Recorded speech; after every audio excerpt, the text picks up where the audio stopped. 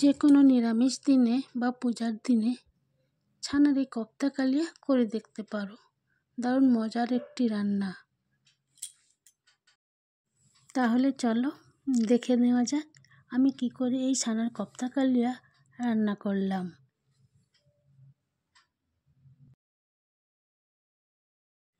আমি বাড়িতেই 1 কেজি দুধের ছানা করে নিয়েছি।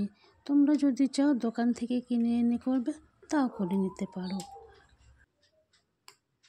এখানে ছানার জল ঝরিয়ে নিয়েছি, তাতে দিয়ে দেব একটু আদা বাটা, একটু ঘি দেব। আমি ঘিটা এখানে দেখো গরম করে নিয়েছি। একটু লবণ দেব আর বাইন্ডিংয়ের জন্য নিয়েছি ময়দা।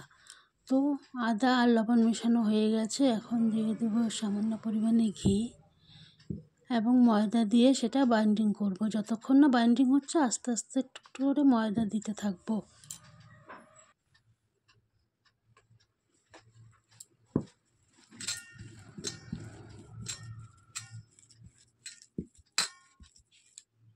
এবারে আমি ছানাগুলোকে হাতে গোল শেপ করে কোপ্তা বানিয়ে নেব। তোমরা যে কোনো আকার দিতে পারো, আমি গোল শেপে দিলাম, গোল থেকে একটু চ্যাপ্টা করে নিলাম আর কি। এখানে আমি সবগুলো ছানারই এরকম কোপ্তা বানিয়ে নিয়েছি। কড়াইতে আমার তেল গরম হয়ে গেছে, এখন কোপ্তাগুলোকে একে একে ছেড়ে দেবো তেলে একটু লাল ডুমো ডুমো করে ভেজে নেব, দেখবে কেমন ফুলে উঠবে।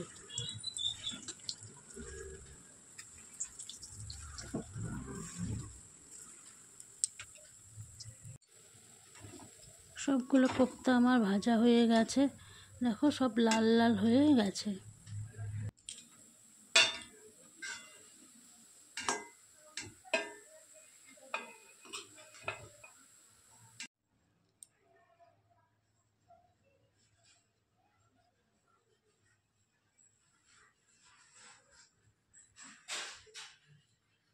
এখন একটি মিক্সিং জারে কিছু কাজু বাদাম, চারমগজ আর টক দই, আমি এটা আগের থেকে ফেটিয়ে রেখেছি, সব মিশিয়ে একসাথে পেস্ট করে নেব। আর টমেটো পেস্ট করে নেব আলাদা করে। কড়াইতে তেল গরম হয়ে গেছে, গরম মশলা ফোড়ন দিয়ে আমি প্রথমে টমেটো পেস্টটা একটু কষিয়ে নেব।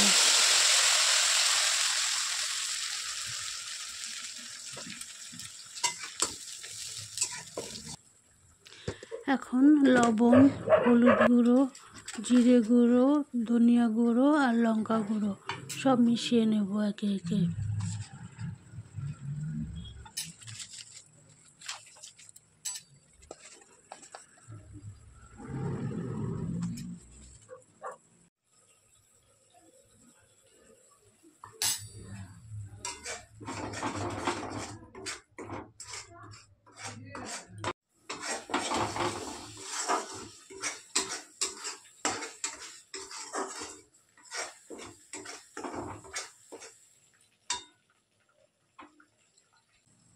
একটু আদা বাটা দিয়ে দিলাম। এখন সামান্য পরিমাণে একটু জল মিশিয়ে নেব যাতে মশলাটা ধরে না যায় নিচে। মশলাটা একটু কষিয়ে নিয়ে এবারে দিয়ে দিব টক দই মেশানো যে পেস্টটা বানিয়েছিলাম ওটা।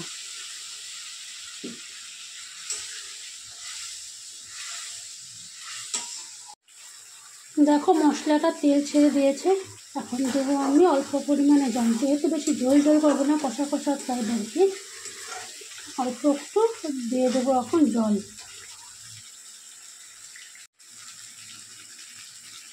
মিক্সি ধোয়া জলটাই দিচ্ছি, মশলা বাটা জলটা দিয়ে।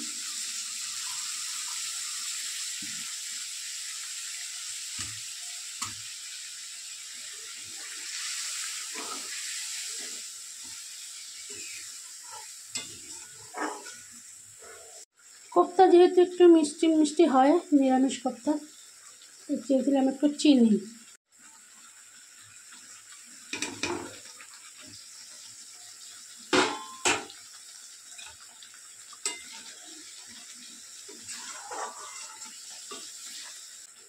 দিয়ে দেবো এখন একটু গরম মশলা।